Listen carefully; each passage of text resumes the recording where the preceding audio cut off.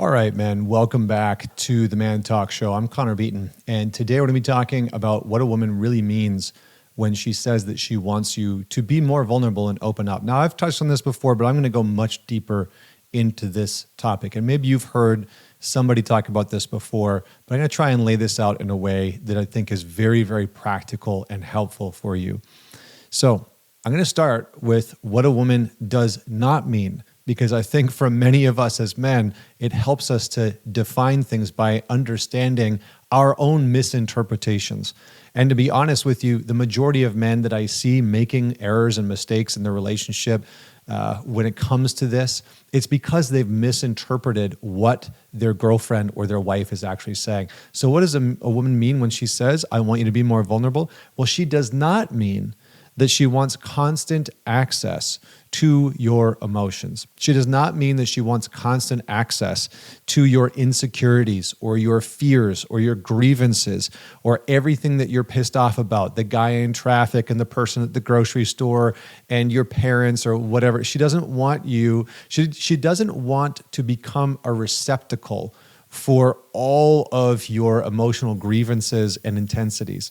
And this is what can happen for a lot of men, is that they finally get asked and get a kind of permission to open up and be vulnerable and express themselves.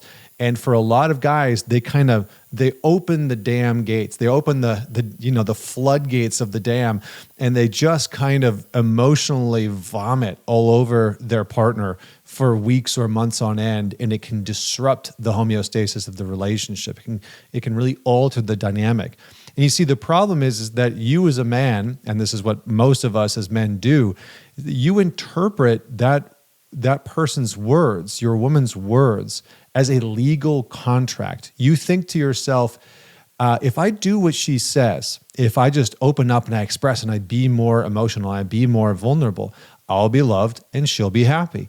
And this is incorrect. This almost always leads to all kinds of issues. You see, when a man hears, he hears this, I want you to be more vulnerable, I want you to be more open, you can get caught in a trap of trying to please her. You can get caught in the trap of oversharing, of overexpressing every single thought and emotion and experience internally.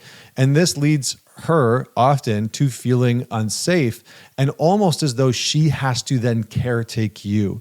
And this can put her into a kind of maternal role, a mother role, a therapist role, a coach role.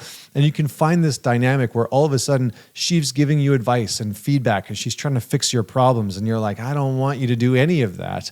Or it creates all this type of conflict. So here's the paradox for you as a man in modern relationships, okay? Just relationship in general with women, maybe throughout human history. The more you try to become the man she says she wants, the further you get from the man that her instincts and her intuition will respect, okay? I'm gonna say it again. The more you try to become the man that she says she wants, the further you get from the man her instincts and her intuition will respect. Now, this doesn't mean that she doesn't have valid feedback for you. It doesn't mean that she doesn't have insight or advice, insight into things that you might be missing in your life about yourself. It doesn't mean that at all. What it simply means is that when you start to adapt the mentality and the strategy that you need to chase the tail of whoever she says you need to be, you have lost the plot on the connection to yourself as a man and what actually allows you to feel secure and grounded and strong and safe for your woman. The more that you chase after what she says she wants you to be. Now, again, this doesn't mean that sometimes in the relationship, she's not saying, hey, I need this from you. I need you to just love and appreciate me more. I need you to be more grateful for me. I need you to give me more appreciation in the relationship. That doesn't mean that you should ignore all of those things. It does mean, though, that you have to find a genuine way inside of you to express those things. You have to find the genuine core of yourself that is appreciative and grateful for her, and to find your own expression of that love and that adoration and that appreciation. Because what so many men do is they take the note at face value. It's like, oh, okay, you want me to do this? I will do this and I'll check it off a list. I gave you gratitude today, check. I gave you appreciation today, check. I'm following through with the motions. And it's hollow and empty of any type of depth or resonance within your core and your structure within your own masculine nature and body as a man. And women will detect that. They will feel that, because in a lot of circles and for a lot of women, culture really controls her words or her thoughts. They sort of dictate or direct her words or thoughts about what she says she wants. But her inner body, her biology, her intuition, her instinct will direct her actions and her decisions. And this is why some of you maybe grew up in a single mom household, or maybe you know of men that grew up in a single mom household where you were being told constantly that you needed to be a certain kind of man. You needed to become a certain kind of man, right? And this is sort of the classic scenario that a lot of nice guys grew up in. Mom was saying, don't be like dad. Don't be like your stepfather. Don't be like these men that I date. Be a really nice man. Be generous to him. Appease women. Make sure that you prioritize all of their needs all the time. Money doesn't matter. Women don't really care about success. They just care about you being nice and kind and all these types of things. And yet, the men that your mom dated were the complete antithesis of everything that she told you to be. I see this all the time with men. And this is what I see happening so much to young men and men within our culture and our society. They are the byproduct, right? A lot of men, especially a lot of the young men that I see in today's world, they are the byproduct of who their mothers told them to be. Now, some of that is wonderful and great, but in many ways, they've become the men that their mothers said that they wanted them to be when they grew up to be a man.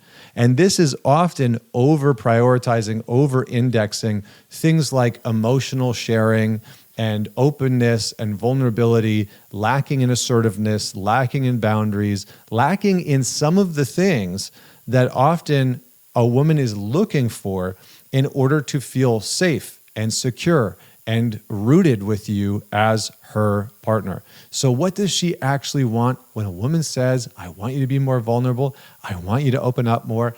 Yes, she's saying, I want you to share parts of you emotionally, but what she's really saying is, I want you to show me your depth. I want you to show me your depth. I want to know that you can connect to your own emotions deeply without drowning in it and without suffocating me with your emotions. So she needs to know that she can trust you to swim in the waters of your own complexity, your own emotions, your own chaos, your own confusion, your own insecurities and fears.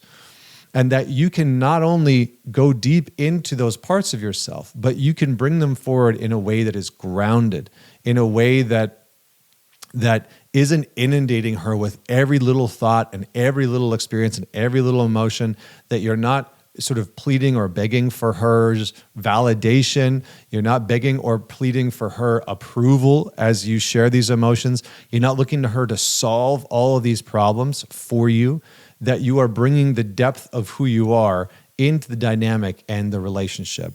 You see, men often go astray within relationships when they expect their woman or partner to fulfill some spiritual longing. And this longing really must be resolved, because most of you, pretty much every man I've ever met, has this kind of longing inside of him. And it needs to be resolved through things like self-resiliency, philosophy, art. You can have art as a part that fills this longing. But not necessarily through romance. It's not to say that romance isn't a beautiful gift and that it can't be a part of your life. But for a lot of men that get stuck in this trap of being overly emotional, being overly vulnerable. What has happened is that you have made your relationship, the romance of that relationship, the woman that you're with, you have made it your prime function. You have made her your primary purpose. And not only that, but I see this with a lot of men, you have turned her into a vehicle of some type of spiritual sustenance. And so when a woman says, I want you to open up, I want you to be more vulnerable, I want you to express more to me, for a lot of men, they'll either shut down and they'll stay in this very surface level place because you are afraid to actually go deeper inside of yourself. And this is the main thing that she's asking for. Are you willing enough, brave enough, courageous enough, strong enough to face the fear of going deeper within yourself as a man and starting to see some of the shadowy underbelly and undercurrents of who you actually are? Your violence, your anger, your rage, your fears, your deep insecurities that you pretend aren't there. Are you as a man willing to go deep inside of yourself and discover the true depth of who you are so that you can bring some of that forward into the relationship? Because that is what allows a woman to feel safe. That is actually, and any woman that I have ever spoke with that communicates being with a man who she feels is open and vulnerable, but she can still trust and she doesn't feel like she has to mother intend to. What she really describes is he's able to bring the depth of who he is, this level of self-knowledge and self-understanding, and this courage and this grit and determination to go within himself and face the unsavory parts of himself, whether that's in a men's group or in life, face challenges, move through resiliency, yada, yada, yada. That he's able to go deeper than the surface level, this is just how I am, and explore the deeper parts of himself and bring that into the relationship. Again, not in a tidal wave, not in a way where you're trying to bowl her over, but in a way that she can actually feel that you are grounded and safe. Because again, so many men, what we do is we project spiritual meaning onto sexual instinct. And so love for a lot of men can get entangled with, I need to do anything in my arsenal to try and get sexual connection from the person that I'm with.